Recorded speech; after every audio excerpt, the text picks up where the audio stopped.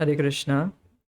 तो हम श्रील प्रभुपाद लीलामृत ग्रंथ से चौथा अध्याय मैं आपकी सेवा कैसे करूँगा, इस अध्याय को हम पढ़ रहे थे। हमने पिछले क्लास तक अर्थात अब तक हमने सुना है कि श्रील प्रभुपाद जी वे अम, अपने गुरु महाराज से मिले दूसरी बार। कहाँ? इलाहाबाद में। इलाहाबाद में उनके गुरु महाराज आ रहे हैं और वे वहाँ पर उनको उनके साथ साथ और भी भक्तों को दीक्षा देंगे। सो वे उनके ही एक गुरु भाई अतुलानंद ब्रह्मचारी को भी पूछे थे क्या क्या मैं दीक्षा के लिए, क्या आप मुझे मेरे विषय में गुरुजी के सामने अर्थात श्रील भक्ति सिद्धांत को बताएंगे?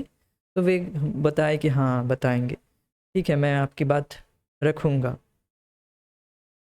तो आज हम देखेंगे कि श्रील प्रभुपाद जी की दीक्षा होगी भक्ति सिद्धांत सरस्वती ठाकुर के द्वारा। कहाँ पर? इलाहाबाद में। कौन सी मठ में? रूपानुग गौड़ीय मठ में, जो कि प्रयाग में है। सो हम पढ़ते हैं। और भी कुछ विषय यहाँ पर हम देख रहे थे पहले के क्लास में, पिछले क्लास में बहुत सुंदर विषय था, वो मैं थोड़ा सा एड्रेस करना चाहूँगा। वो है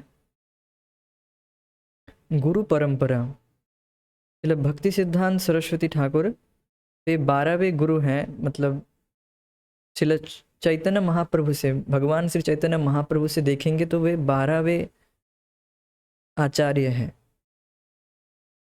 इज 12th आचार्य। ये देखिए, भक्ति सिद्धांत गौर किशोरदास बाबा जी के शिष्य और भक्ति विनोद ठाकुर के पुत्र थे और भगवान चैतन्य की गुरु परंपरा में 12वें गुरु थे। भगवान चैतन्य की गुरु परंपरा में। ये जो मैं गुरु परंपरा यहाँ पर रखा हूँ, तो ये मैंने भगवद गीता से उठाया है। भगवद गीता के इंट्रोडक्शन के बाद आप देखेंगे एक गुरु परंपरा दी गई है जो कि प्रामाणिक है। और श्रील भक्ति सिद्धांत सरस्वती ठाकुर ने भी इस गुरु परंपरा को, वे इस परंपरा को एक कविता के आकार में बताए हैं, तो उसके साथ भी मैंने मिलाया है। यह प्रामाणिक गुरु परंपरा है जो कि भगवान कृष्ण से आ रहा है। आप कहीं से भी ज्ञान प्राप्त करना चाहते, मीन्स आध्यात्मिक ज्ञान को प्राप्त करना चाहते, तो आपको गुरु परंपरा से ही सुनना होगा। आपको देखना होगा कि आपके गुरुदेव क्या वे आपको परंपरा से लिंक कर पा रहे हैं, मीन्स भगवान कृष्ण से क्या वे लिंक करवा पा रहे हैं या आप समझ पा रहे हैं, ये देखना जरूरी है, तभी आप परंपरा से जुड़े हैं। देखिए, गुरु परंपरा में जुड़ना ओनली केवल दीक्षा के द्वारा नहीं, शिक्षा के द्वारा हम जुड़ते हैं। और यहाँ पर आप देखेंगे कि ये जो परंपरा है केवल दीक्षा नहीं, दीक्षा परंपरा नहीं है, ये शिक्षा परंपरा है। इंस्ट्रक्शन को फॉलो करने के द्वारा हम परंपरा में जुड़ते हैं। ये बात समझना बहुत महत्वपूर्ण है, क्योंकि दीक्षा तो बहुत लोग ले लेते हैं, शिक्षा का पालन कितने ही लोग करते हैं। तो फिर क्या वे वास्तविक डिसाइपल हुए? Disciple means who follow some discipline. Discipline से ये वर्ड डिसाइपल आया है। कुछ डिसिप्लिन, हम नियम परंपरा के शिक्षाओं को पालन कर रहे हैं, या बस केवल कुछ फैशन के लिए अपना एक बहुत सुंदर सा नाम होगा बस इतना, या फिर एक फैशन की हमारे भी शुद्ध एक गुरु हैं, हमारे भी फले फले व्यक्ति गुरु हैं, बहुत बड़ा व्यक्ति हमारे भी गुरु हैं, क्या इसके लिए कर रहे हैं? तो हम डिसाइपल नहीं बने, हम परंपरा से नहीं जुड़े हैं, चाहे हम किसी से भी दीक्षा क्यों ना ले लें। ये बात हमें इंडिविजुअली व्यक्तिगत रूप से समझना होगा। क्या हम समझ पा रहे हैं, ये बात देखना होगा। और क्या हम उन नियमों का, इंस्ट्रक्शन को फॉलो कर रहे हैं, तभी हम डिसाइपल हुए, नहीं तो हम परंपरा से नहीं जुड़े हैं। सच में यस, हम परंपरा से नहीं जुड़े जब तक हम शिक्षाओं का पालन नहीं कर रहे हैं, इंस्ट्रक्शन को फॉलो नहीं कर रहे हैं। अभी तो बहुत ज़्यादा मास एवर में, मतलब बहुत ज़्यादा देखा जा रहा है, बहुत ज़्यादा, कि वो इंस्ट्रक्शन को फॉलो नहीं कर रहे हैं। They are not following the instruction, means they are not connected to the परंपरा, वो परंपरा से नहीं जुड़ पाए। दीक्षा देखिए, महाराज परम पूज्य वृंदावन चंद्र महाराज बहुत सुंदर तरीके से इसको बताते हैं कि देखिए, जैसे एक भौतिक उदाहरण देते हैं, जैसे एक लड़की की शादी जब होती नहीं है, मतलब वो जब अपने माता के साथ रहती है तो उस माता से बिल्कुल मिलजुल कर उसी के माता के साथ ही रहती है, बिल्कुल माता के बिना वो एक मिनट भी, एक सेकंड भी माता से अलग नहीं सो रह सकती है, तो अपनी माँ के साथ रहती है। किंतु जब उसकी अब शादी हुई नहीं है, अब होगी, तय हो गई है, शादी तय हो गई है, अब उसके साथ जिसके जो लड़का है उसके साथ शादी तय हो गई है, अब उसके साथ थोड़ा मिलजुलने भी उसको दिया जा रहा है। तो ये सब इसके बाद देखा जाता है कि वो जो लड़की है वो अपने पति को, उसी को पति मान लेती है कि हाँ अभी उसकी शादी नहीं हुई है, अभी देर ही है, थोड़ी देर ही है, वो सब जो भी उसके पहले वाला जो रिचुअल शादी होता है ना, वो सब हो रहा है। तो वो लड़की पूरी तरह से ये मान लेती है कि हाँ यही मेरी पति है कि नहीं, पूरी तरह से वो बिल्कुल और कुछ किसी पर नहीं ध्यान देता, वो बिल्कुल मान लेती है कि यही मेरी पति है। तो इसी तरह फिर जब उसकी शादी हो जाती है, वो फिर बिल्कुल वो प्रामाणिक रूप से सामाजिकरण हो जाता है। उसी तरह से ये दीक्षा भी वैसी ही है, हमें by the process of hearing, श्रवण के द्वारा हमें चुनना है, बिल्कुल हृदय में, चित्त में एकाकी मीन्स ठान लेना है, दृढ़ कर लेना है कि कौन हमारे गुरु बनेंगे, इनको मैं गुरु के रूप में स्वीकार किया हूँ, अवश्य जरूर वे परंपरा से होंगे, अवश्य वे परंपरा से होंगे। क्या वे मुझे परंपरा से अर्थात भगवान कृष्ण से लिंक कर पा रहे हैं कि नहीं, ये सब एटसेट्रा एटसेट्रा उसमें आ जाता है। सो वो इस तरह से परंपरा से लिंक कर पा रहा है कि नहीं, और साथ ही साथ उसे प्रेरणा मिल रही है कि नहीं भक्ति करने के लिए, अपने संबंध के विषय में जान पा रहा है कि नहीं, सब कुछ ये सब जब वो देख लेता है, सुनता है किसी प्रामाणिक गुरु से, फिर उसको प्रामाणिक रूप से गुरु स्वीकार करके वो जब उसकी दीक्षा होती है वो फॉर्मली भी दीक्षा हो जाती है। किंतु बाय द हियरिंग प्रोसेस, मतलब इंस्ट्रक्शन को वो फॉलो करके ही उसी दिन से वो गुरु शिष्य बन गए थे, उसी दिन से वो शिष्य बन जाता है। जैसे यहाँ पर प्रभुपाद जी नहीं, पहले तो वे नहीं चाह रहे थे कि दीक्षा लेने के लिए, मतलब वो तो पहले दिन ही, जिस दिन सन 1922 में जब से सुना था कि आप पढ़े लिखे व्यक्ति हैं, आप चैतन्य महाप्रभु के वाणी को प्रचार क्यों नहीं करते, ये तो सुने। फिर जब उनके एक्सप्लेनेशन सुने कृष्ण भावनामृत कितना महत्वपूर्ण है, उसी दिन से वे शिला भक्ति सिद्धांत सरस्वती ठाकुर को अपने गुरु के रूप में, अपने आध्यात्मिक गुरु के रूप में स्वीकार कर लिए थे। और जो तथाकथित दीक्षा उनकी हुई थी 12 साल के आयु में, वो तुरंत उसको त्याग दिए थे, और उसको औपचारिक रूप में उनकी दीक्षा हुई थी। वो दीक्षा नहीं है, जो बात अभी मैं कह रहा था। तो जब वे समझ पा रहे थे, कृष्ण से अपने संबंध को समझ पा रहे थे, उसी दिन से वे अब भक्ति सिद्धांत सरस्वती ठाकुर को अपने गुरु के रूप में स्वीकार कर लिए थे। तो दिस इज द प्रोसेस, और ये है डिसाइप्लिक सक्सेशन। भगवान श्री कृष्ण ने ब्रह्मा जी को ब्रह्म ज्ञान, ये जो परंपरा का जो ज्ञान है, उस ज्ञान दिया है। और ब्रह्मा जी ने नारद जी को, नारद जी ने व्यासदेव जी के शिष्य हैं मध्वाचार्य। ब्रह्म मध्व गौड़ीय संप्रदाय, हमारा जो संप्रदाय का नाम है ब्रह्मा जी से आ रहा है। ब्रह्मा जी के नाम के अनुसार भगवान कृष्ण ने ब्रह्मा जी को और 4 कुमार को और श्री जी, नॉट श्री, लक्ष्मी जी को और निम्बार्क स्वामी जो कि है, और रुद्र अर्थात शिव जी को, इन चारों को ज्ञान दिए हैं। और ब्रह्मा जी से जो संप्रदाय शुरू हो रहा है उसे कहते हैं ब्रह्म संप्रदाय। और फिर मध्वाचार्य के नाम के अनुसार ब्रह्म मध्य संप्रदाय नाम हुआ, ब्रह्म मध्य गौड़ीय संप्रदाय। तो इस तरह से हमारा जो संप्रदाय है उसका नाम ऐसे है। और फिर मध्वाचार्य के शिष्य कौन हुए? पद्मनाभ तीर्थ और नृहरि तीर्थ और माधव तीर्थ और अक्षोभ्य तीर्थ, ये 4 शिष्य उनके हुए। और अक्षोभ्य तीर्थ के शिष्य हैं जय तीर्थ, जय तीर्थ के शिष्य हैं ज्ञान सिंधु। इस तरह से गुरु शिष्य परंपरा दयानिधि, विद्यानिधि, राजेंद्र तीर्थ, जय धर्म, पुरुषोत्तम तीर्थ, ब्रह्मण्य तीर्थ, व्यास तीर्थ, लक्ष्मीपति तीर्थ, माधवेंद्र पुरी, जहाँ जिनसे कृष्ण प्रेम प्रस्फुटित हुई है,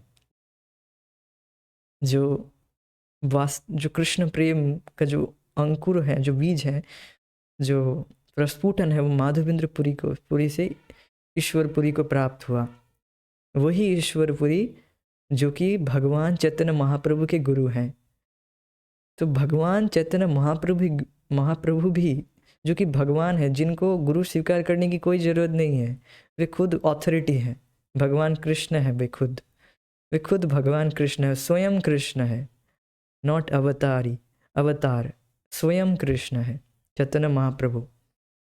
और विशेष कलयुग में स्वयं कृष्ण आते हैं, उसके डिटेल्स में नहीं जा रहे। तो चैतन्य महाप्रभु ने ईश्वरपुरी को गुरु रूप में स्वीकार किया। तो हमें इसीलिए ऐसा नहीं है कि गुरु स्वीकार नहीं भी करेंगे तो चलेगा, नहीं चलेगा। तो इस तरह से चैतन्य महाप्रभु ने फिर रूप गोस्वामी, जो कि रूपानुग कहे जाते हैं, पूरा रूप, हमारा जो गौड़ीय संप्रदाय है रूपानुग, हम सब रूपानुग कहे जाते हैं। कि फिर रूप गोस्वामी, स्वरूप दामोदर सनातन गोस्वामी, जो कि चैतन्य महाप्रभु के शिष्य हुए। और फिर श्री रघुनाथ दास गोस्वामी एवं जीव गोस्वामी, और फिर उनके मोस्ट डियर शिष्य जो श्री कृष्णदास कविराज गोस्वामी हुए, जिन्होंने चैतन्य चरितामृत लिखे हैं। और फिर उनके शिष्य हुए श्री नरोत्तम दास ठाकुर, फिर विश्वनाथ चक्रवर्ती ठाकुर, और फिर श्री बलदेव विद्याभूषण और श्री जगन्नाथ दास बाबा जी। यहाँ पर देखिए, यहाँ से अब थोड़ी सी जो परंपरा है वो शिक्षा के द्वारा हो रही है। बलदेव विद्याभूषण पाद और जो भी पूर्ववर्ती आचार्य हैं, जो इतने जो चैतन्य महाप्रभु से जो आ रही है, जो ये जो पूरी शिक्षा व्यवस्था है, ये पूरी शिक्षा जगन्नाथ दास बाबा जी ने ग्रहण किया। और जगन्नाथ दास बाबा जी से ये लाइन फिर से शुरू हो रही है। जगन्नाथ दास बाबा जी ने भक्ति विनोद ठाकुर को ये पूरा इंस्ट्रक्शन, शिक्षा बाई शिक्षा ज्ञान प्रदान किया।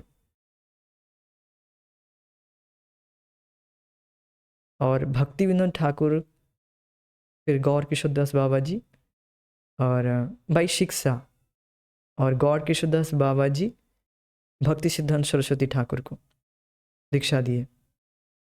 और इस तरह से भक्ति सिद्धांत सरस्वती ठाकुर ने हमारे श्री AC भक्ति वेदांत स्वामी प्रभुपाद जी को दीक्षा दिए। और फिर बाई शिक्षा और दीक्षा ऑल्सो, मतलब यहाँ पर जो बात है कि बलदेव विद्याभूषण पाद के बाद जगन्नाथ दास बाबा जी से ये लाइन फिर से शुरू हो रही है शिक्षा के द्वारा। जगन्नाथ दास बाबा जी ने शिक्षा के द्वारा ज्ञान प्राप्त किया। बलदेव विद्याभूषण इत्यादि जो भी पूर्ववर्ती आचार्य हैं, उनका जो ज्ञान है वो सब प्राप्त किया। और फिर वे भक्ति विनोद ठाकुर को ये ज्ञान ट्रांसफ़र किए, मतलब दिए। और भक्ति विनोद ठाकुर जगन्नाथ दास बाबा जी के बहुत प्रिय थे। जगन्नाथ दास बाबा जी वे 6 महीना वृंदावन में रहते और 6 महीना मायापुर में, इस तरह से। और अंतिम जीवन वे मायापुर में ही रहे। तो उनके विषय में ज़्यादा विस्तार में नहीं जाएंगे। तो जगन्नाथ दास बाबा जी वे बहुत महान संत, महान भक्त, महान संत हुए। और फिर भक्ति विनोद ठाकुर के बाद गौर किशोर दास बाबा जी आते हैं। गौर किशोर दास बाबा जी तो बहुत परमहंस वैष्णव है, तो उनसे श्रील भक्ति सिद्धांत सरस्वती ठाकुर ने दीक्षा ली। तो इस तरह से देखिए, ये जो परंपरा यहाँ पर दी गई है, केवल दीक्षा नहीं है, यहाँ से केवल दीक्षा नहीं है, शिक्षा के द्वारा ज्ञान ट्रांसफ़र होता है। शिक्षा के द्वारा हम परंपरा से जुड़ते हैं, शिक्षा को फॉलो करते हैं तो हम परंपरा से जुड़ जाते हैं। बार बार ये बताई जाती है, बार बार। केवल दीक्षा लेने से काम नहीं चलेगा। हाँ, हम अमुक महान भक्त से दीक्षा ले लिए, किंतु हम इंस्ट्रक्शन को फॉलो नहीं करते, तो वो हम परंपरा से नहीं जुड़ पाए हैं। और यही बोनाफाइड है कि हम शिक्षा के द्वारा परंपरा से जुड़ पाए। अब देखेंगे लोगों को, वो इंस्ट्रक्शन को फॉलो नहीं करते हैं, वो उनके जीवन में कुछ परिवर्तन नहीं आता है, कुछ परिवर्तन नहीं आता है। अनलेस नहीं कहूँगा, ये बात है, इंस्ट्रक्शन को फॉलो मस्ट करना होगा, तभी हम जुड़ पाएंगे, ये बात है। सो एक बात यह है कि देखिए, आप इससे गिनेंगे श्री चैतन्य महाप्रभु से, तो शायद आपको दिखेगा कि अरे भक्ति सिद्धांत सरस्वती ठाकुर तो 12वें नहीं आ रहे, तो वो कैसे गिनती की गई है वो थोड़ा हम भी नहीं समझ पा रहे हैं, किंतु 12वें वे गुरु बताए गए हैं यहाँ पर। भगवान चैतन्य की गुरु परंपरा में 12वें गुरु थे, इतना बस आप जान लीजिए। कैसी गिनती की गई है वो हमको भी नहीं समझ में आ रहा है, बट ऐसे बात है। जो भी हो, ये परंपरा है, ये बात यहाँ पर स्पष्ट है और ये प्रामाणिक है। ये बात है। तो अब हम आज के विषय में आ जाते हैं। तो वृंदावन में अभय द्वारा उनके दर्शन करने और भाषण सुनने के बाद कितनी शीघ्र उनका आगमन हो रहा है। कहाँ पर? इलाहाबाद में। वृंदावन में कोसी में तो वे प्रवचन सुने, हमने पिछले क्लासों में सुने थे ना। वे वृंदावन में गए थे, क्यों? क्योंकि उनके गुरु महाराज से सुनने के लिए गए थे, केवल सुनने के लिए गए थे, ना कि परिक्रमा में भाग लेने के लिए, क्योंकि वे बहुत कार्य में व्यस्त थे, तो वे परिक्रमा में भी भाग नहीं ले पाते। तो उनका शीघ्र आगमन हो रहा है। श्रील भक्ति सिद्धांत सरस्वती ठाकुर कहाँ आ रहे हैं? इलाहाबाद में, प्रयाग में, और वहीं पर गौड़ीय मठ है, जो कि रूप गौड़ीय मठ है। तो अपने प्रतिनिधि के माध्यम से कृष्ण भगवान की कार्य प्रणाली यही थी। इलाहाबाद में जहाँ अभय का परिवार था और कारोबार था, अपने आध्यात्मिक गुरु के आगमन से ऐसा लगता था मानो वे उन्हें आध्यात्मिक जीवन में और अधिक खींचने के लिए ऐसा कर रहे हैं। बिना किसी प्रयास के श्रील भक्ति सिद्धांत के साथ उनका संबंध गहरा होता जा रहा था। अब भक्ति सिद्धांत उनके पास मानो किसी उच्चतर सत्ता के आयोजन के फलस्वरूप आ रहे थे, और वास्तव में ऐसा ही है। समारोह के दिन भक्ति सिद्धांत सरस्वती अपने शिष्यों से साउथ मलाका स्ट्रीट स्थित इलाहाबाद गौड़ीय मठ में मिले। जब वे हरि कथा पर बोल रहे थे और प्रश्न के उत्तर दे रहे थे, तब अतुलानंद ब्रह्मचारी ने उसी अवसर पर दीक्षा के लिए बहुत से प्रत्यार्थियों को, जिनमें अभय भी थे, उनके सामने प्रस्तुत किया। मतलब जो भी दीक्षा के लिए योग्य थे, दीक्षा के लिए रिकमेंड जिनको कर रहे थे, उनके साथ अभय भी थे। इलाहाबाद के भक्तों को श्रीमान देव पर गर्व था। वे हर दिन संध्या समय मठ में आते और भजन गाते गवाते, उपदेश सुनते और सुनाते। प्राय सम्मानित अतिथियों को वहाँ ले आते। श्रील प्रभुपाद जी, मतलब जब वे अब इस युवावस्था में थे, अर्थात जब उनकी दीक्षा नहीं हुई थी, तो वे भक्तों को, वे नए नए लोगों को लाते, जो धनाढ्य थे, उनको लाकर उनको भगवान की भक्ति के विषय में दिखाते कि देखो कितना सुख है यहाँ पर, क्या तुम अपने कार्य में लगे पड़े हो, तो उनको वास्तविक सुख देते, और जब वे प्रसन्न हो जाते तब वे डोनेशन देते। ये है प्रोसेस। ऐसी नहीं कि ये चलो अब समय आ गया है, चलो पैसा निकालो, कर्जा देने का समय आ गया है। ऐसी बात नहीं है। आप भक्तों का काम यही है कि जो भौतिकता में लगे पड़े हैं उनको वास्तविक सुख दिया जाए। जब वे उनको वास्तविक सुख मिलेगा तो वे अपने आप ही डोनेशन देंगे या फिर जो भी दान है वो देंगे। अभी अभी तो अब देखा जा रहा है कि लोग केवल ये जो उनको कुछ नहीं दिया जा रहा है, उनको भक्ति के विषय में कुछ नहीं दिया जा रहा है, कुछ सुख ही नहीं दिया जा रहा है, और केवल केवल कुछ धन के लिए व्यक्ति जा रहा है, तो ये सही नहीं है, ये सही प्रोसेस नहीं है। एक्चुअली बात क्या है कि जो परंपरा का जो इंस्ट्रक्शन है उसको सही से ना फॉलो करने का ये कारण है। मीन्स हम परंपरा के इंस्ट्रक्शन को फॉलो करेंगे तो हम सुखी होंगे, हम सुखी होंगे तो हम दूसरों को भी बताएंगे, और दूसरे लोग भी जब इसका पालन करेंगे तो वे भी भक्ति में जुड़ेंगे। ये बात है। तो ये इलाहाबाद मंदिर गौड़ीय मठ है, इलाहाबाद के जो प्रयाग में जो गौड़ीय मठ है, वही उसी गौड़ीय मठ के राधा गोपीनाथ, राधा विनोद किशोर जी हैं, राधा विनोद किशोर जी, और आप देख पा रहे होंगे बहुत सुंदर हैं।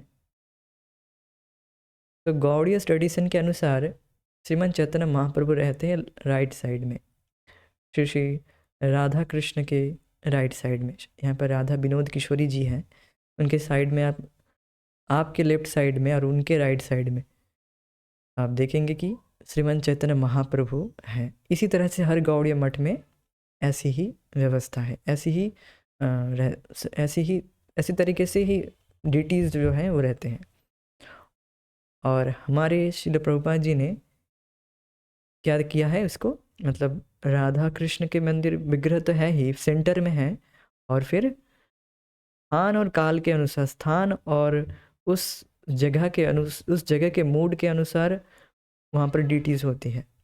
जैसे यहाँ पर मायापुर में राधा माधव और नृसिंह, प्रहलाद नृसिंह और पंचतत्व है, और वृंदावन में है इस्कॉन वृंदावन में राधा श्याम सुंदर, गौर निताई और कृष्ण बलराम। तो स्थान के अनुसार और वहाँ पर वैसे डिटीज़ होती है। यहाँ पर जैसे राधा विनोद किशोरी जी,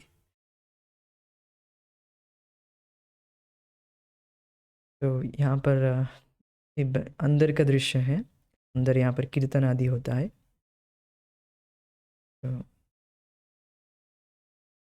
तो उन्होंने धन दिया था और व्यवसायी सहयोगियों से भी दिलाया था। अभय हाथ जोड़कर बड़ी विनम्रता से श्रील भक्ति सिद्धांत की ओर देखने लगे, और वे श्रील भक्ति सिद्धांत अब आमने सामने थे, और श्रील भक्ति सिद्धांत ने उन्हें पहचान लिया था, और उन्हें देखकर वे स्पष्ट रूप से बहुत प्रसन्न थे। वे उन्हें पहले से जानते थे। कैसे? अभय से दृष्टि विनिमय करते हुए उन्होंने कहा, हाँ, उसे मेरा प्रवचन सुनना पसंद है। He likes to hear. वह उठकर चला नहीं जाता। मैंने देखा है। मैं उसे अपना शिष्य स्वीकार करूँगा। तो यहाँ पर जो हिंदी है मैंने देखा है, इसका इंग्लिश जैसे है आई मार्क्ड हिम, मतलब मैंने उसे ऑलरेडी चुन लिया है, आई मार्क्ड हिम। तो थोड़ा सा उसको टच किया गया है हिंदी को, इंग्लिश को, प्राय सही है। तो हाँ, उसे मेरा प्रवचन सुनना पसंद है, ये बात बहुत महत्वपूर्ण है। He likes to hear. वह उठकर चला नहीं जाता। मैंने देखा है, आई मार्क्ड हिम। मैं उसे अपना शिष्य स्वीकार करूँगा। तो ये जो बात है ये बार बार श्रील प्रभुपाद जी के मन में, उनके हृदय में बार बार यही बात चल रही थी, बार बार यही बात, और यही प्रसिद्ध हो गई आगे जाकर। ये जो दो लाइन है, he likes to hear, I marked him. तो ये जो दो लाइन है बहुत प्रसिद्ध है। क्यों? क्योंकि यही क्वालिफिकेशन है, यही योग्यता है शिष्य की, दीक्षा लेने के लिए यही योग्यता है कि क्या हमें सुनना पसंद है, क्या हमें हम में रुचि जागृत हुई है, कृष्ण कथा सुनने के लिए रुचि जागृत हुई है या फिर नहीं। यह हमें देखना है। धीरे धीरे हमें बार बार सुनना होगा, सुनते सुनते रुचि रुचि जागृत होती है, एक दिन में नहीं, किंतु थोड़ी सी भी तो रुचि है, इसीलिए तो हम क्लास में जाते हैं और क्लास सुनते हैं। तो देखिए, उस जो यहाँ पर जो बात बताई जा रही है, जब श्रील प्रभुपाद जी कोसी में सुन रहे थे, उस दिन की बात को यहाँ पर कोट की जा रही है। कोसी में श्रील भक्ति सिद्धांत सरस्वती ठाकुर प्रवचन दे रहे थे, किस विषय पर? संबंध अभिधेय प्रयोजन। और उस कथा में कितने समय तक कथा हो रही थी? 7 घंटे, 7-8 घंटे तक कथा चली। और वहाँ पर कुछ ही लोग टिक पाए थे, कुछ ही सन्यासी, जो कि भक्ति सिद्धांत सरस्वती के कुछ ही शिष्य थे, उनमें से कुछ ही लोग टिक पाए थे। उनमें से बाहरी जो लोग थे, बाहरी एक ही व्यक्ति थे, बाहरी नहीं कहूँगा, वहाँ पर बताया जा रहा था, मतलब श्रील प्रभुपाद जी वे एक ही बाहर के एक ही व्यक्ति थे, और कुछ ही लोग वहाँ पर टिक पाए थे।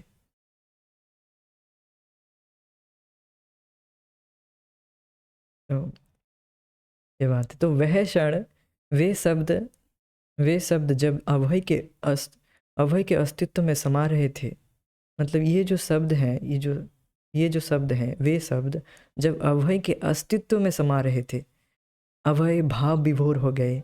मतलब ये बात जब उनके कान में बार बार उनके हृदय में चल रही है, वे भाव विभोर होने लगे कि मेरे गुरु महाराज मुझे ऑलरेडी मार्क कर लिए हैं, ऑलरेडी वे मुझे नोटिस कर लिए हैं। वे बहुत भाव विभोर हो गए। अतुलानंद सानंद चकित थे कि उनके गुरुदेव ने श्रीमान दे को पहले ही स्वीकार कर लिया है। मतलब अतुलानंद भी क्यों चकित हो गए? वे तो रिकमेंड करने आए थे, और देख रहे हैं कि ऑलरेडी उनके गुरु महाराज ऑलरेडी चुन लिए हैं, ऑलरेडी ही मार्क्ड हिम, तो ही इज, अरे ऑलरेडी मेरे गुरुदेव ने पहले ही स्वीकार कर लिया है। तो वे भी थोड़ा चकित हो गए, ऐसा कैसे हो? तो कमरे में बैठे अन्य शिष्यों को भी प्रसन्नता हुई, इसलिए भक्ति सिद्धांत ने श्रीमान दे को एक अच्छी श्रोता के रूप में तत्काल स्वीकार कर लिया था। कुछ को तो आश्चर्य हुआ कि भक्ति सिद्धांत ने इस युवा औषधि विक्रेता को यह मूल्यांकन कब और कैसे कर लिया था।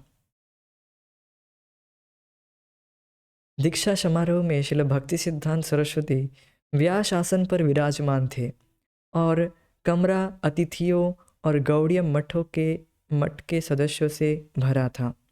दीक्षा ग्रहण करने वाले एक छोटी वेदी के चारों ओर बैठे थे।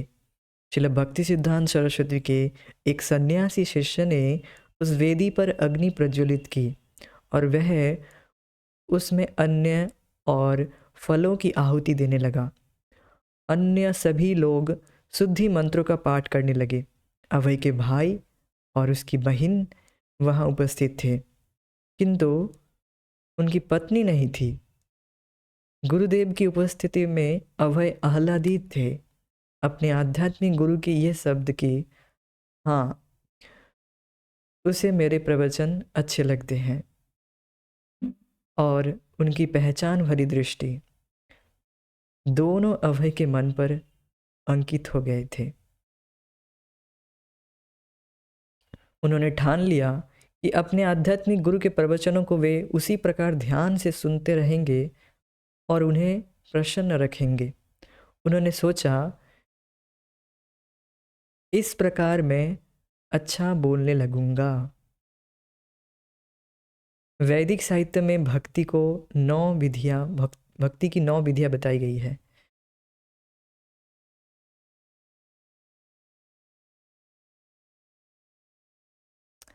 देखिए यहाँ पर इस विषय में जाने से पहले कुछ बात यहाँ पर मैं रखना चाहूँगा। देखिए, जब हम नाम जप करते हैं तब भी हमें बताया जाता है कि हम ध्यानपूर्वक सुने। क्यों? क्योंकि नाम प्रभु भी एक व्यक्ति है, वे भी नोटिस कर रहे हैं, वे भी, ही इज सेंसिएंट। जैसे एब्सोल्यूट इज सेंसिएंट, जैसे एब्सोल्यूट मीन्स पर ब्रह्म भगवान श्री कृष्ण सेंसिएंट मीन्स ही इज कॉन्शियस, वैसे ही नाम प्रभु भी कॉन्शियस हैं। उसी तरह से अब श्रील गुरुदेव वे भगवान से अभिन्न है, इज नॉट भगवान, वे भगवान नहीं है किंतु भगवान से अभिन्न है। तो गुरु को प्रसन्न करने के द्वारा हम नाम को प्रसन्न करते हैं और गुरु के इंस्ट्रक्शन को फॉलो करके हम नाम अपराध से बचते हैं। गुरु के इंस्ट्रक्शन को ना फॉलो करना ये नाम अपराध में आता है, और एकाग्र चित्त से ना जाप करना भी नाम अपराध में आता है। सो एक बात सुन के, गुरु के इंस्ट्रक्शन को फॉलो करके हम और नाम अपराध से बच जाएंगे।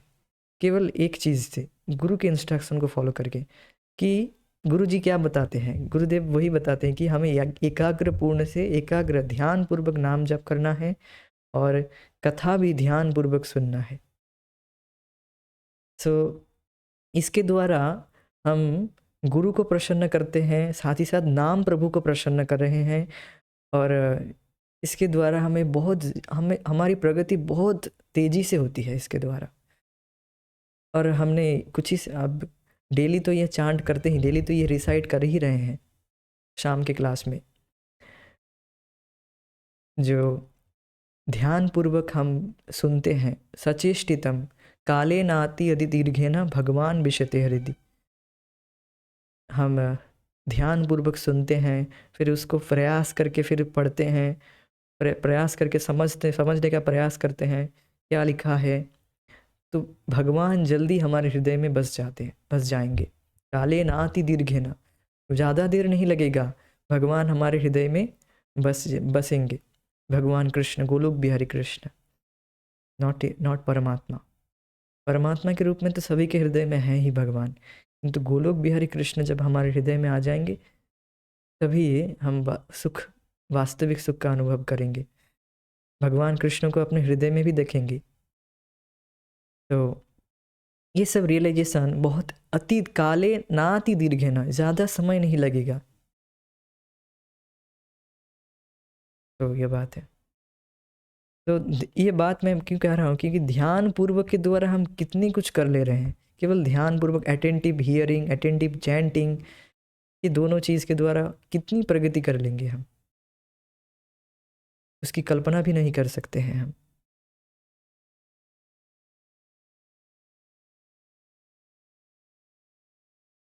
वैदिक साहित्य में भक्ति की 9 विधियाँ बताई गई है, और पहली विधि है श्रवणम और दूसरी है कीर्तनम।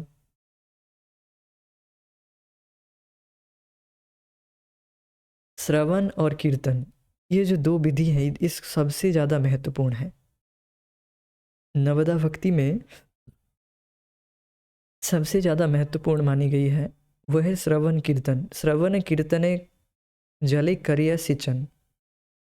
ये जो भक्ति लता है हमारी, इसको श्रवण कीर्तन के द्वारा ही हम सींचते हैं, श्रवण कीर्तन के जल के द्वारा, तब भक्ति लता बहुत तेजी से बढ़ेगी।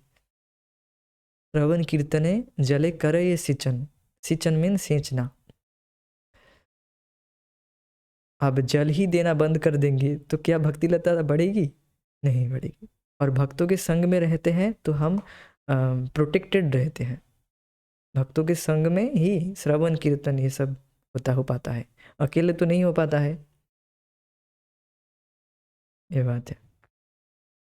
कोसी में धैर्यपूर्वक बैठकर और कृष्ण कथा सुनकर उन्होंने कृष्ण के प्रतिनिधि को प्रसन्न कर लिया था। अब यहाँ पर हाईलाइट की जा रही है, बहुत ध्यानपूर्वक सुनिए। और जब कृष्ण के प्रतिनिधि प्रसन्न है तो कृष्ण प्रसन्न है। शिला भक्ति सिद्धांत सरस्वती ने मठ को धन देने के लिए उनकी प्रशंसा नहीं की, ना उन्होंने उनको परिवार और धंधा छोड़कर अपने साथ यात्रा करने की सलाह दी, ना ही व्रत और उपवास से शरीर गलाने वाले योगियों की भांति कठोर जीवन व्यतीत करने के लिए उन्हें कहा। लेकिन उन्होंने कहा कि वह मुझे सुनना पसंद करता है, मैंने उसे लक्षित कर लिया है। अभय के ध्यान में बार बार ये बात आती रही, और जब उनके आध्यात्मिक गुरु दीक्षा दे रहे थे वे ध्यानपूर्वक सुन रहे थे। तो देख रहे हैं कि कैसे हम गुरु को प्रसन्न कर पाएंगे। Bye hearing attentively and chant attentively, ये दो चीज़ के द्वारा मूलतः। और भी गुरुजी इंस्ट्रक्शन दे सकते हैं, किंतु मूलतः प्रधानतः यही प्रमुख है और यही मूल है कि हम गुरु जी से, आध्यात्मिक गुरु से सुनकर उनको प्रसन्न कर सकते हैं। और उनको प्रसन्न करने से क्या होगा? कृष्ण प्रसन्न हो जाएंगे। इससे भी कुछ बड़ी बात है, इससे भी कुछ चाहिए आपको? कृष्ण प्रसन्न हो जाएंगे तो यही तो जीवन का स्वार्थ है। स्वार्थ गतिम ही विष्णु, भगवान विष्णु को प्रसन्न करना ही तो हमारा जीवन का स्वार्थ है। क्योंकि आज तक हम क्या किए, क्या आज तक जो कार्य किए उसके द्वारा केवल भगवान को अप्रसन्न किए हैं। केवल भगवान से, हमें भगवान से कोई मतलब ही नहीं है, ऐसा ही तो कार्य किए हैं, इसीलिए तो बद्ध अवस्था में है, इसीलिए तो कंडीशन सोल है हम। पर जब हम भगवान को प्रसन्न करने के लिए कार्य करेंगे तभी तो हम इस कंडीशनिंग, इस बद्ध अवस्था से हम मुक्तावस्था की ओर आगे बढ़ेंगे, जितना हम प्रसन्न करते जाएंगे। और इस तरह से करते करते हम पूरी तरह से जब भगवान को प्रसन्न कर लेंगे, और पूरी तरह से मीन्स जब भगवान प्रसन्न हो जाएंगे और फिर हम भगवान को प्राप्त कर लेंगे। तो अभी तो आप प्रश्न करेंगे, क्या अभी हम जो कथा सुन रहे भगवान इससे प्रसन्न नहीं हो रहे? यस, भगवान जरूर प्रसन्न हो रहे हैं, और प्रसन्न करते जाइए, करते जाइए। क्या आपको अभी प्रसन्नता नहीं हो रही है? क्यों नहीं, क्यों हो रही है? क्योंकि भगवान इस समय आपके हृदय में प्रसन्न हो रहे हैं। जब हम प्रामाणिक रूप से सुनते हैं, प्रभुपाद जी के ग्रंथों को पढ़ते हैं और प्रभुपाद जी के विषय में, शुद्ध भक्त के विषय में पढ़ते हैं, तो भगवान प्रसन्न होते हैं, भगवान बहुत ज़्यादा प्रसन्न होते हैं उनके भक्तों के विषय में जब चर्चा होती है। ये तो आपने भक्ति रसामृत सिंधु में पढ़ ही रहे हैं कि भक्तों की प्रसन्नता से, भक्तों को प्रसन्न करने से, भक्तों के विषय में चर्चा करने से भगवान कितने प्रसन्न होते हैं। तो ये बात है, और भक्तों को प्रसन्न करने का यही एक केवल यही नहीं, ये प्रमुख है कि हम, अर्थात भक्त मीन्स प्रामाणिक गुरु को प्रसन्न करने का यही एक मुख्य तरीका है कि हम उनसे सुने। एक बार परम पूज्य राधा गोविंद महाराज के एक शिष्य हैं, तो वो शिष्य पूरा दिन भर महाराज के लिए, एक महाराज की सेवा के लिए वो सोच रहा था, उसके दिमाग में एक सेवा का मतलब ये है कि वो पूरा दिन भर वो घूमा और फिर वो अगले दिन एक अजगर जैसा माला लेकर आ गया। और फिर वो महाराज को बोला, महाराज मैं आपके लिए माला लेके आया। तो महाराज ने पूछा, अरे तो था कहाँ? तो वो कहा कि मैं ये माला ढूंढने के लिए पूरा दिन घूम रहा था, कथा में क्यों नहीं आया? तो मैं कह रहा, तो वो शिष्य बोला, मैं महाराज मैं आपकी सेवा के लिए ये माला लेके आया। अरे वो तो ठीक है, तो कथा में क्यों नहीं आया? तो आप समझ पा रहे हैं कि महाराज क्या चाहते हैं कि हम महाराज से, जो अर्थात प्रामाणिक गुरु से सुने। ये महत्वपूर्ण है। ये माला एटसेट्रा ये सब कुछ ठीक है, किंतु मेन चीज़ है कि कथा को नेग्लेक्ट करके और कुछ नहीं करना चाहिए। बात है।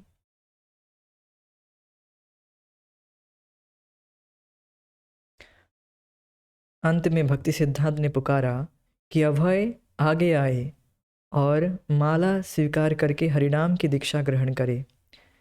साष्टांग प्रणाम करने के बाद अभय ने अपना दाहिना हाथ आगे बढ़ाया और अपने आध्यात्मिक गुरु से जपमाला स्वीकार की। उसी समय उन्होंने ब्राह्मण का पवित्र योग्य पवित्र भी स्वीकार किया, जिसका अर्थ था दूसरी दीक्षा। सामान्यतः शिल भक्ति सिद्धांत पहली दीक्षा हरिनाम देते हैं और कुछ समय बाद ही जब वे शिष्य की उन्नति से संतुष्ट हो जाते हैं तब दूसरी दीक्षा देते हैं। लेकिन अभय को उन्होंने दोनों दीक्षाएं एक ही साथ दे दी। अब अभय पूर्ण शिष्य ब्राह्मण बन गए थे। अब वे यज्ञ कर सकते थे, जैसे दीक्षा के लिए अग्नि यज्ञ। वे मंदिर में श्री विग्रह की पूजा कर सकते थे और प्रवचन की भी उनसे आशा की जा सकती थी। शिल भक्ति सिद्धांत ने उनके नाम के साथ अरविंद जोड़ दिया।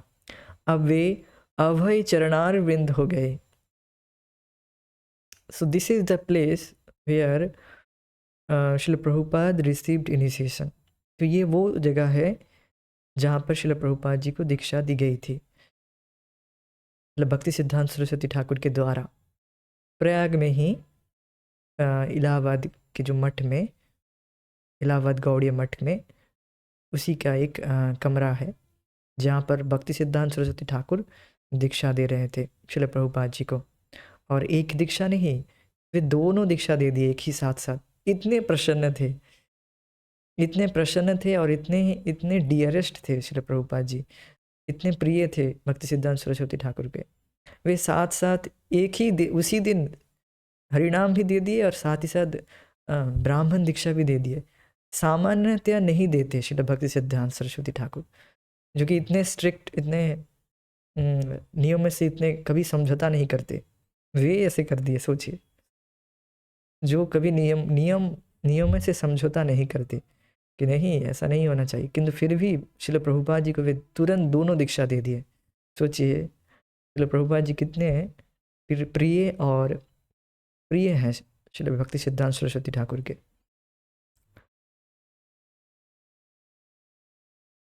जैसे अभी भी देखा जाए, अभी भी तो ऐसा ही है, ऐसा ही तो अभी भी फॉलो हो रहा है। पहले 6 महीना आप अच्छे से 6 महीना 2 साल 3 साल अच्छे से भजन कीजिए और आप कंफर्टेबल हो रहे हैं कि नहीं, देखिए कि आप डेली 16 माला का जाप कर पा रहे हैं कि नहीं, 4 नियमों का पालन कर पा रहे हैं कि नहीं, ये सब बात है। और कथा में रुचि जागृत हो रही है कि नहीं, कथा सुनना अच्छा लग रहा है कि नहीं, ये सब अच्छे से सीखिए, कृष्ण तत्व का अच्छे से सीखिए, फिर आप दीक्षा लीजिए। तो दीक्षा लेने के बाद हरिनाम दीक्षा होती है। फिर 6 महीने बाद और 6 महीना समय रहता है, 6 महीना, 1 साल, 2 साल, 3 साल, जैसे गुरु की इच्छा होती है, जैसे आध्यात्मिक गुरु चाहेंगे। मिनिमम 6 महीना, मिनिमम, यहाँ पर तो ऐसे नियम है। उससे पहले भी किसी की हो जाती है वो, बट मिनिमम 6 महीना। तो उसके बाद ही दीक्षा दी जाती है, मतलब हरिनाम के बाद ब्राह्मण दीक्षा दी जाती है। तो ये बात है। किंतु यहाँ पर वैसे ही शिल भक्ति सिद्धांत भी वैसे ही कर रहे थे और उसी नियम को अभी भी इस्कॉन में भी फॉलो किया जा रहा है। तो यहाँ पर आप देख सकते हैं कि शिल प्रभुपाद जी को एक ही दिन में, उसी दिन में दोनों दीक्षा दी गई थी। तो तब अभय को अपने आध्यात्मिक गुरु के स्थान पर कार्य करने के दायित्व का उत्सुकता से अनुभव होने लगा। दीक्षा के समय शिल भक्ति सिद्धांत ने उन्हें रूप गोस्वामी के भक्ति रसामृत सिंधु के अध्ययन का आदेश दिया था। भक्ति रसामृत सिंधु भक्ति के लॉ बुक है, भक्ति की, जिसके द्वारा हम भक्ति के विषय में बहुत ही प्रामाणिक रूप से और बहुत ही सुंदर तरीके से जान सकते हैं, और जिसके द्वारा हम साधना भक्ति को अच्छे से समझ पाएंगे। साधना भक्ति क्या है? साधना भक्ति अर्थात साधन और साध्य की अनन्यता, ये सब समझना और जानना बहुत ज़रूरी है, जिसके द्वारा हम शुद्ध भक्ति को कर पाएंगे। शुद्ध भक्ति, और जो कि चाहते हैं हमारे गुरु महाराज, वे चाहते हैं कि हम शुद्ध भक्ति करें, हम किसी भी और इंटेंशन से भक्ति ना करें। ठीक है, वो भी अच्छा है, नहीं मामा से नहीं करने से अच्छा करना है, ठीक है, कैसे भी भक्ति की जाए वो अच्छी है, किंतु वो केवल समय का वेस्टेज है। टाइम का वेस्टेज है। हाँ, सच में।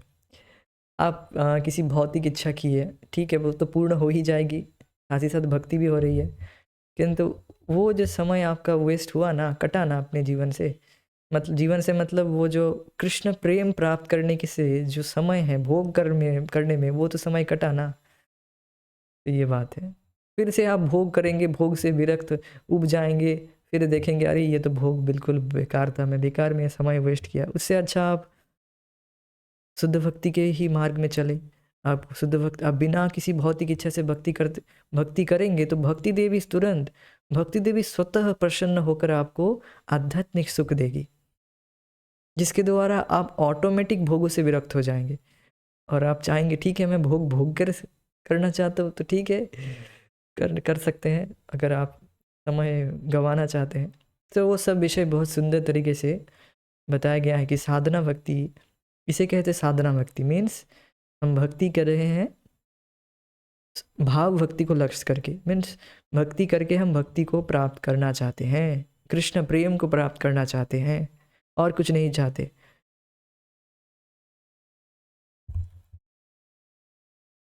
इसे कहते हैं साधना भक्ति। तो ये साधना भक्ति क्या है, शुद्ध और फिर भाव भक्ति के विषय में ये सब बताया गया है बहुत सुंदर तरीके से। तो इसलिए ये पढ़ना बहुत ज़रूरी है।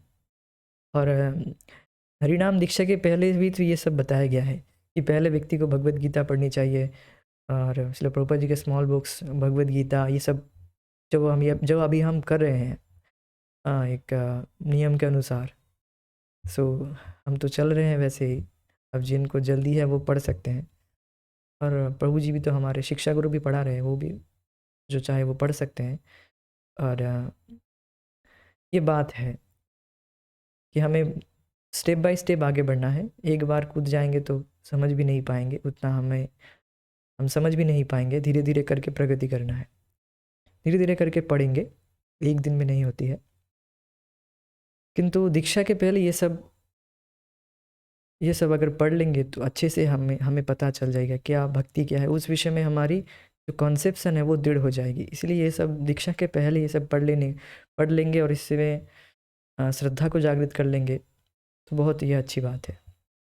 ऐसे रिकमेंड किया जाता है दीक्षा के पहले कि आप भगवद गीता, भक्ति रसामृत सिंधु के पहला भाग, और भागवतम का जो फर्स्ट कैंटो है, ये सब पढ़ा होना चाहिए। ये सब बताते तो है, ठीक है। तो जिसमें कृष्ण और भक्तों के बीच प्रेममय आदान प्रदान का वर्णन था, और जो बताता था कि कोई भक्त आध्यात्मिक जीवन में कैसे आगे बढ़ सकता है। भक्ति रसामृत सिंधु भक्तों के लिए कानून की पुस्तक के समान था, और अभय को उसका अध्ययन ध्यान पूर्वक करना था। इलाहाबाद केंद्र पर बारंबार जाने और वहाँ नए लोगों को ले जाने में उन्हें प्रसन्नता होती। अपने आध्यात्मिक गुरु से जब वे प्रथम बार मिले थे तब भी उन्हें भगवान चैतन्य के मिशन के प्रचार का आदेश मिला था। अब वे नित्य ध्यान पूर्वक विचार करने लगे कि यह कार्य कैसे किया जाए। प्रचार करना उनके लिए कम से कम उतनी ही जिम्मेदारी का काम था जितनी घर गृहस्थी और धंधा चलाना। घर में भी वे जहाँ तक होता प्रचार में लगे रहना चाहते थे। लोगों को घर पर आमंत्रित करने, उनके साथ कृष्ण के विषय में चर्चा करने और प्रसाद बांटने के संबंध में वे अपनी पत्नी के साथ योजनाएं बनाते, और पत्नी में उन जैसा उत्साह नहीं था। श्रील प्रभुपाद, मेरी पत्नी कृष्ण की भक्त थी, लेकिन उनका विचार कुछ और था। उनका विचार था कि श्री विग्रह की पूजा घर में की जाए और शांतिपूर्वक रहा जाए। मेरा विचार प्रचार करने का था। सो देखिए, आप सोचेंगे कि ठीक है हम क्यों इतना प्रचार वचार करना, इससे क्या होगा, चलो शांति से भक्ति करते हैं, ये तो प्रचार करने की क्या ज़रूरत है। If you thinking like that, so आपको ये बताना चाहूँगा कि आप शांति से भक्ति नहीं कर पाएंगे। ये रियलिटी है, ये रियलिटी है कि आप सोच रहे हैं ठीक है चलो ये सब प्रचार करने की क्या ज़रूरत है, ये सब क्या होगा, इस ये सब क्यों जरूरत? ठीक है, अपना भक्ति करो, अपने भक्ति करो, शांति में रहो, क्यों बेकार दूसरों को परेशान करे, क्यों दूसरों की गाली सुने? गाली मीन्स अब दूसरों का प्रचार करने जाएंगे तो एक दो लोग तो आपको गाली देंगे ही, मीन्स क्रिटिसाइज करेंगे ही, तो वो तो अब सहन तो करना होगा। तो आप सोचेंगे चलो कौन जाए, ठीक है घर में रहे, अपना हम अपने घर में खुश और दूसरे दूसरे घर में खुश, हम अपना भक्ति करके भगवान के पास चले जाएंगे, हमें तो किसी से मतलब नहीं है। तो ऐसा आप सोचेंगे तो वो प्रभुपाद जी का वैसा टर्न हो जाएगा कि बिग बिग बेली, और अर्थात बस खाते पीते रहेंगे, और अगर हम इस तरह से रहेंगे तो हम शांतिपूर्वक भक्ति नहीं कर पाएंगे। वास्तविकता तो ये है, क्योंकि श्रील चैतन्य महाप्रभु के जो इंस्ट्रक्शन है, किसको इंस्ट्रक्शन दे रहे हैं? एक कूर्म ब्राह्मण जो कि गृहस्थी में था, उसे वो क्या कह रहा था कि मुझे विषय वासना बहुत परेशान करती है। तो क्या किया जाए इसके लिए? तो महाप्रभु क्या आदेश देते हैं? जारे देखो तारे कहो कृष्ण उपदेश, আমার আজ্ঞায় गुरु হইয়া तारो यही देश, কভু না বাড়িবে তোমার বিষয় तरंग, पुनरपि ठाई पाबे मोर संग। अर्थात अगर हम सोच रहे हैं कि शांतिपूर्वक भक्ति करेंगे, और तो ये संकल्प छोड़ दीजिए, क्योंकि ऐसा हो नहीं सकता है। इतना हम एग्जॉल्टेड परमहंस बाबा जी महाराज नहीं बन गए हैं कि हम अब 24 घंटा जाप करेंगे, या फिर अपना भक्ति अपने अपने अपनी खुद की भक्ति कर लेंगे, और किसी से प्रचार की कोई मतलब नहीं है। ऐसा हम नहीं कर पाएंगे। ऐसा तो मैंने देखा है, मैंने भी ये फील किया है, ऐसा नहीं होता है। एटलीस्ट आपको एक व्यक्ति को एटलीस्ट आपको प्रयास करना है। प्रचार ना कर पाए वो अलग बात है, किंतु आपको प्रयास करना है कि आपको आपके इस प्रयास से ही आप तुरंत विषय वासना से मुक्त हो जाएंगे। तुरंत, उसी क्षण से, जिस क्षण से आपने ये डिसीजन लिया है कि नहीं, मैं ये सब पढ़ाई लिखाई, ये जो मैं कृष्ण भावनामृत को केवल खुद नहीं अपनाऊंगा, साथ ही साथ दूसरों को भी दूंगा, क्योंकि ये इतना सुंदर, इतना महत्वपूर्ण है, इसे दूसरों को देना ही चाहिए। और इसके द्वारा आप क्या होंगे? पहली बात तो आप निर्मत्सर हो जाएंगे। आपके पास बहुत सुंदर चीज़ है, और आप अगर उसको किसी को देना नहीं चाहेंगे तो आप हो गए मत्सर, मीन्स एनवी। और जब आप इसको दूसरों को देने का प्रयास करेंगे तो आप निर्मत्सर हो जाते हैं, जो कि भक्ति की जो क्वालिफिकेशन है शुद्ध भक्ति की, और जो कि निर्मत्सरता है, उसके द्वारा भक्ति के तत्वों को और ज़्यादा अच्छे से समझ पाएंगे, और ज़्यादा भक्ति के विषय में समझ पाएंगे, और विषय वासना से मुक्त हो जाएंगे। तो इसीलिए महाप्रभु ने वही बताया है कि हम प्रचार का ये कार्यभार कुछ अपने अपने लेवल से उठाएं, थोड़ा सा ही। एटलीस्ट हम ये तो बता सकते कि आप हरे कृष्णा मंत्र जाप कीजिए, इसके द्वारा आपका मन शांत होगा, अवश्य शांत होता है।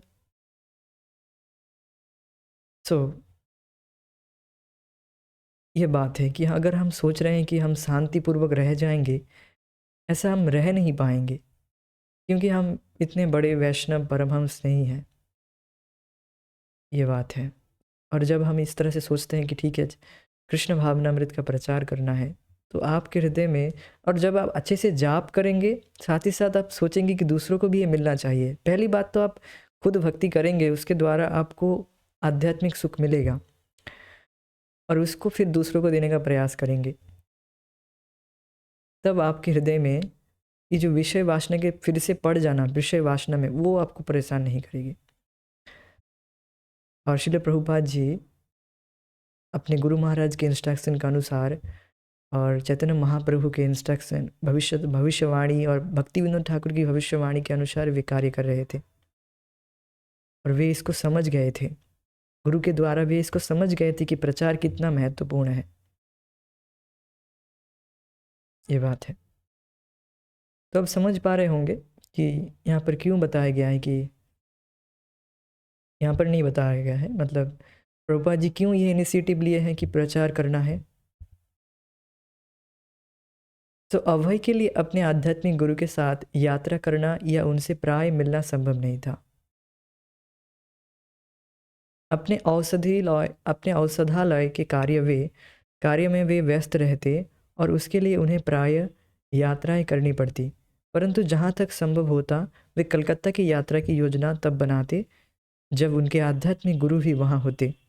उस प्रकार अगले 4 वर्षों में अपने आध्यात्मिक गुरु से शायद 1 दर्जन बार मिलने के अवसर उन्होंने निकाले।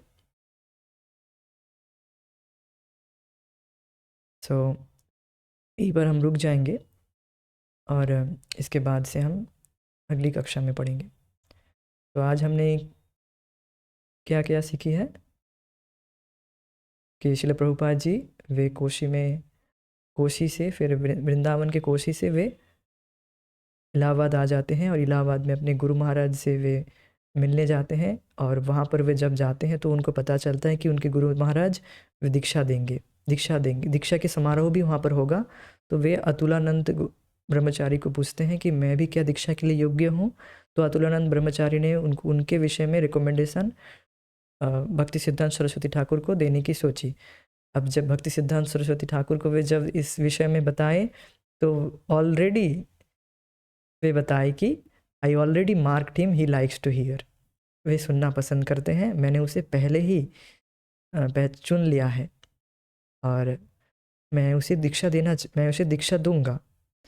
तो ये बात है। फिर उनको दीक्षा मिली और उसी दिन एक ही दिन में उनको दोनों दीक्षा मिल गई थी, हरिनाम दीक्षा और ब्राह्मण दीक्षा। और उस दीक्षा में वे थे और उनके भाई थे और उनकी बहन भवतारिणी थी और उनकी पत्नी नहीं थी। उनकी पत्नी को कृष्ण भावनामृत प्रचार में और उतना उत्साह नहीं था। Is a devoted wife. Prabhupada ji बताते हैं आगे कि वे यद्यपि एक डिवोटेड मतलब एक एक भक्तिवती जो भी है डिवोटेड वाइफ है, सो यद्यपि है, किंतु वो प्रचार में उनका कोई उतना इंटरेस्ट नहीं था, समझ में उनका इंटरेस्ट नहीं था, रुचि नहीं था। इसलिए प्रभुपाद जी का रुचि था और वे समझ गए थे कि प्रचार कितना महत्वपूर्ण है, कृष्ण भावनामृत कितना महत्वपूर्ण है। वे अपने गुरु महाराज से सुनकर समझ गए थे पहले दिन ही कि कृष्ण भावनामृत इतना महत्वपूर्ण है कि किसी के लिए नहीं अपेक्षा कर सकती है, किसी भी चीज़ के लिए नहीं अपेक्षा कर सकती है कि ये हो जाए वो हो जाए फिर करेंगे। ये सब ये जिसको समझ में आ गया, जिसको क्लिक कर गया है, वो एक एंग्जाइटी में रहेगा कि कृष्ण भावनामृत किसी भी भौतिक परिस्थिति के लिए अपेक्षा नहीं कर सकती है, इतना महत्वपूर्ण है। क्योंकि हर भौतिक विषय कुछ महत्वपूर्ण है ही नहीं, वो सब बस समय के बाद कुछ ही काल बाद सब नष्ट हो जाएगा। ये कुछ महत्वपूर्ण नहीं है। महत्वपूर्ण एक ही चीज़ है कि कृष्ण भावनामृत, अपने वास्तविक संबंध को भगवान से जागृत करना, और जो भी है वो सब झूठा है, कुछ ही समय के लिए है, बस नाटक सा चल रहा है पूरे जगत में। वास्तविक हम अपने संबंध को भगवान से भूले हुए हैं और सब कुछ महत्वपूर्ण है, बस भगवान से संबंध जागृत करना महत्वपूर्ण नहीं है। यही सब हमारे कॉन्सेप्शन में है। और जब हम वास्तविक प्रामाणिक गुरु से सुनते हैं तब हमें ये पता चलता है कि हाँ, कि क्या हम कहाँ पर सब बेकार में समय गंवा रहे थे, पूरा जीवन वेस्ट कर दिया। अब व्यक्ति को समझ में आता है, चलो अब जितना भी समय है अपने जीवन में भगवान की भक्ति किया जाए, और केवल अपनी भक्ति नहीं, साथ ही साथ दूसरों को भी कृष्ण भावनामृत के विषय में बताया जाए, जिससे दूसरे भी भगवान से जुड़ पाए। वे भी जो जितने भी लोग हैं वे सब अपना समय गंवा रहे हैं, वृथा समय गंवा रहे हैं, तो उनका भी वास्तविक भला, वास्तविक कल्याण ऐसे ही होगा। ये बात है। हरे कृष्णा। जय श्रील प्रभुपाद। निताय गौर प्रेमानंदे। हरि हरि बोल। Thank you so much. Thank you for joining. Hare Krishna.